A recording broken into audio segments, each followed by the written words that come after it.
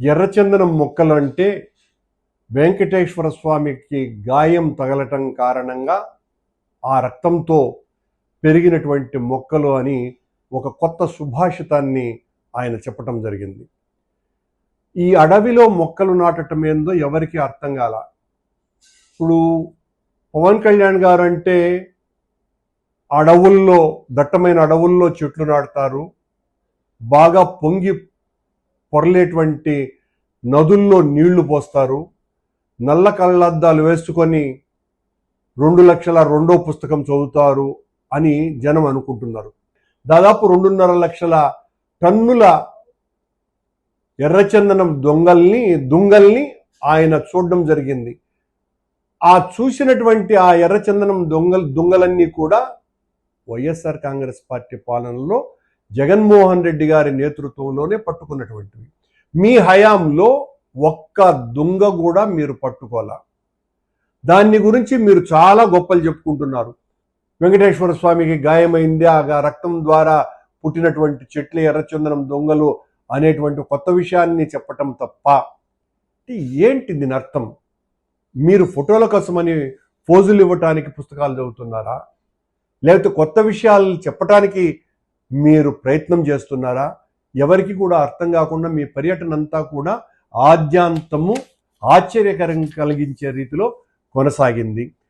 సాయంకాలం వరకు తిరిగినటువంటి ఆయన వెంటనే హైదరాబాదుకు వెళ్ళి మళ్ళీ ఉదయం ప్రత్యేక విమానంలో వచ్చి అక్కడి నుంచి హెలికాప్టర్లో పలమనేరుకు వెళ్ళి అక్కడ కుంకి ఏనుగులతో కాసేపు ఆటలాడుకొని అక్కడ ఉన్నటువంటి ఎమ్మెల్యేని తీవ్రంగా అవమానపరిచి స్వాగతించడానికి వచ్చినటువంటి తిరుపతి ఎమ్మెల్యేతో, తన ఎమ్మెల్యేతో కూడా ఒక మాట కూడా మాట్లాడకుండా, ఏ ఒక్క రాజకీయులతోనూ కూడా కనీసమైనటువంటి వాళ్లతో సంభాషించేటువంటి అవకాశం కూడా ఇవ్వకుండా ఆయన పర్యటన ఆద్యాంతము చాలా హాస్యాన్ని స్ఫురణకు తెచ్చే విధంగా కొనసాగింది.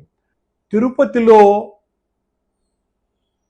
ఆయనకు ఆ వసతులు లేకుండా మరి హైదరాబాదుకు రాత్రికి కడుపు నింపుకోవటానికి, ఆ ఆకలిని తెచ్చుకోవటానికి ఎందుకు వెళ్ళారు అనేటువంటి అనుమానం అందరికీ కలుగుతున్నది. ఒకరోజు రాత్రి ఉండటానికే ఆయనకు అంత ఇబ్బందికరమైనటువంటి పరిస్థితి ఎందుకు వచ్చింది అన్నటువంటి విషయం ఎవరికి అర్థం కాల, లేదా ఆయన సమాధానం చెప్పి ఉండాలా.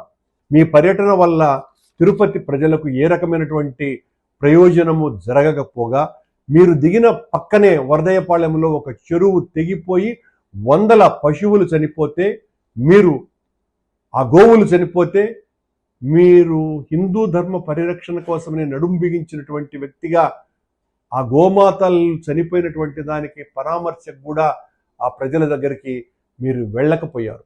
ఇది చాలా అందరికీ కూడా బాధ కలిగిస్తోంది మీ ఈ ట్రిప్. పవన్ కళ్యాణ్ గారు, ఇలా మేమేదైనా మీ మీద ఈ సద్విమర్శ చేస్తే అర్థం చేసుకోవాలా. ఎవరికైనా మంచి చెబితే, అరే ఈడు మంచి చెప్పినాడు, మంచి విషయాల్ని మనం తప్పును సరిదిద్దుకోవాలా అని అనుకోవాలా.